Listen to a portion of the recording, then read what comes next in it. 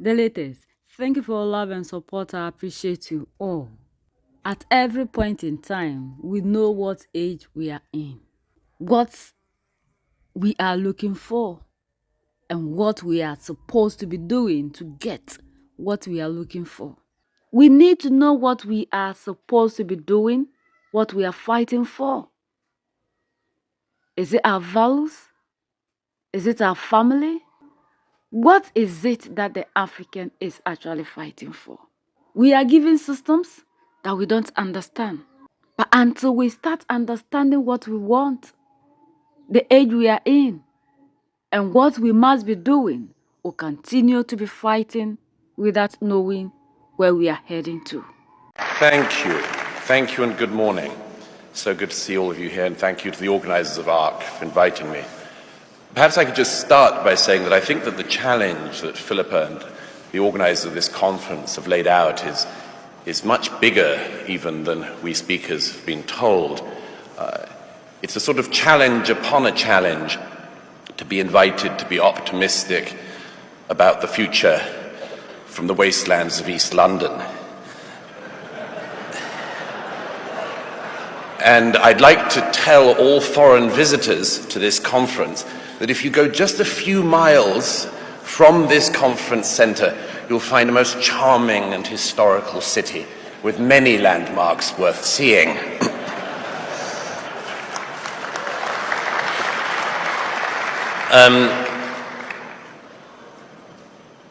One of the questions I think that all ages ask themselves is, what do they call the age that they are in? Almost every age has had this question. Most recently, the age of modernism asked what comes after modernism, and the rather unoriginal idea was postmodernism.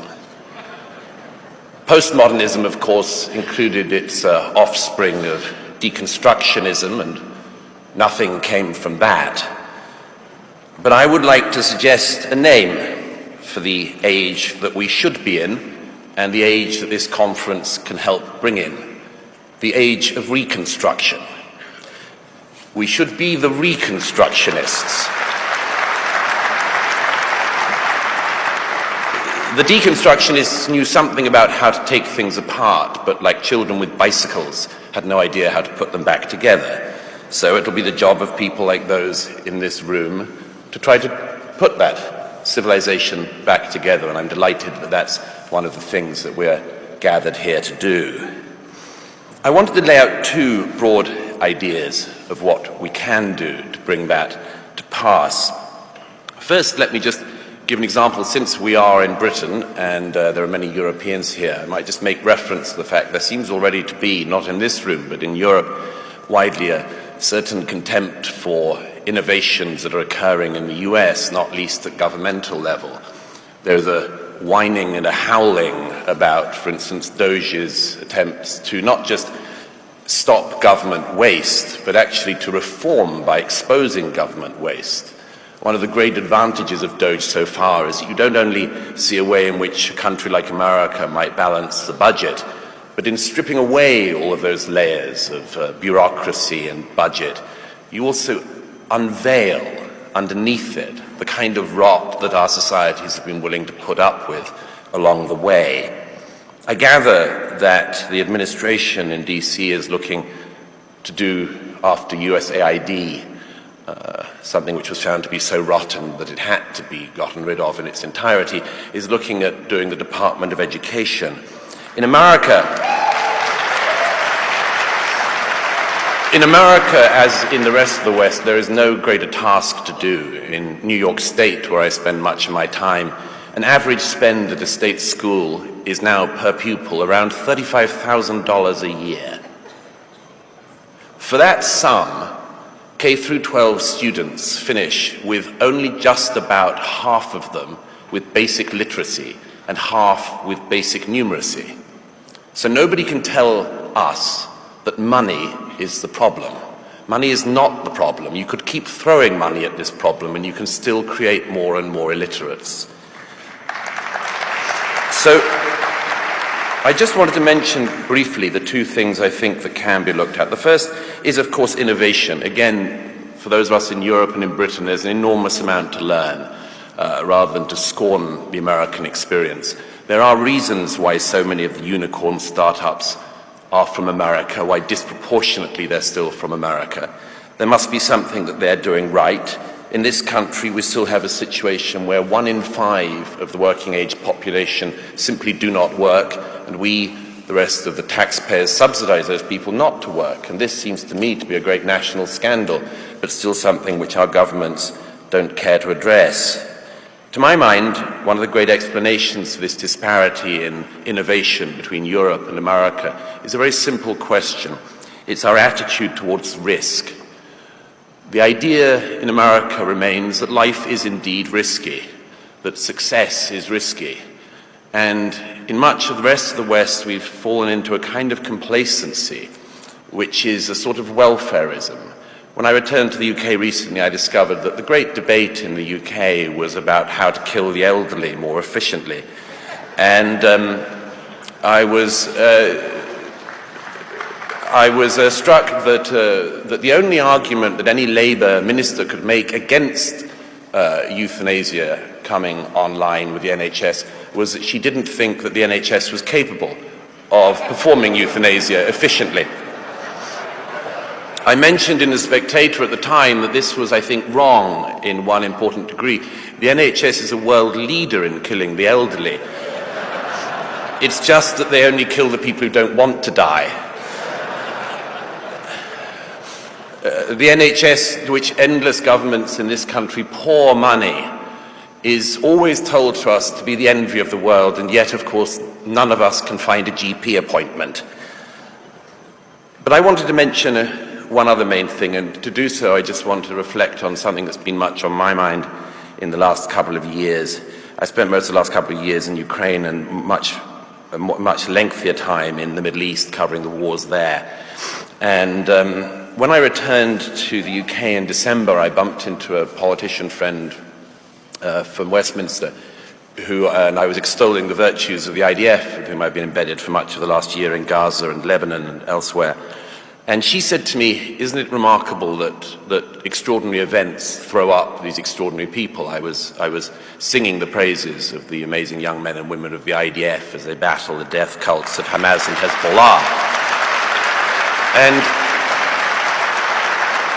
And this politician said to me, it is amazing, isn't it, Douglas, that this young generation has stepped up to the challenge, has answered that question of whether or not their generation is fit for the civilizational challenge. And she said, it's extraordinary the way in which events throw up people. And I said to her, there's a tweak we need to do to that analysis, which is it's not just extraordinary events that throw up extraordinary people.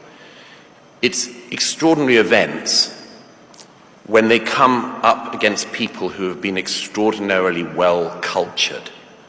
And what I mean by that is that it's not enough that a civilization or a generation comes across a defining moment. It is that when that happens, you know what you're fighting for. It is that you know you're fighting for your faith, for your family, for your people, for your tradition, for your way of life, and very much more. Clever people can sometimes say very stupid things. And in a recent interview, Yuval Noah Harari, who wrote *Sapiens*, was asked if there was any book that he would recommend that people could read in the present to understand the future that's coming, and he said no, he couldn't think of such a book because change was going to be so incredibly fast. And I said a couple of days later at an event in Jerusalem, that's flat out wrong. Change has always happened. And if you want a book to guide you, how about having the book that guided your forebears? Now, to do that, you have to come to the second thing I wanted to mention this morning that you need for civilizational renewal. And that's the ability to look back. To look back. We've wasted so much time in recent years. We need to rise up as Africans. We need to fight. We need to know what exactly we are supposed to be fighting for. Majority of us in Africa don't know what we are up to. because we think that where we are is comfortable. So we don't need to fight for a better comfort. USAID that people have exposed big time, we still find Africans sitting around the table calling for it to come.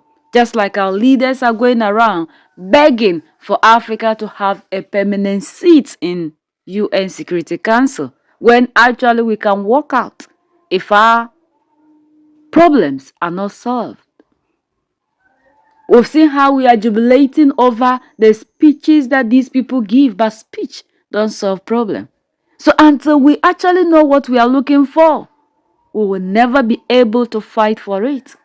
Mali, Niger, and Burkina Faso know what they are fighting for. And that is why they are on the right path. There are systems, healthcare systems, like he said, that we think it is there to support people, but in natural sense, this that a lot of money is going into it is rather causing the opposite. So until we understand what we are doing, what we want, and what we must be doing, and how to fight to protect that which we want, will continue to be under for other people to control us. This is so powerful because it opens the eyes of all of us.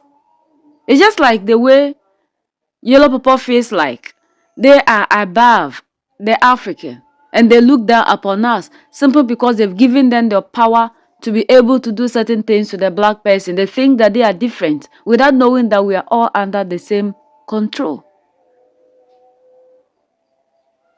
We need to resist whatever that is keeping us poor. And we can only fight when we understand the era in which we are and what we need to be doing in that era. Until then, we'll continue to be walking in darkness and to be serving the interests of other people while we are at a disadvantage. These are the kind of things the African need to listen to. Because what we are always putting our energy into is something that doesn't give us what actually we are looking for. And we need to identify what we want before we can actually fight for it. This is the time that we can set ourselves free.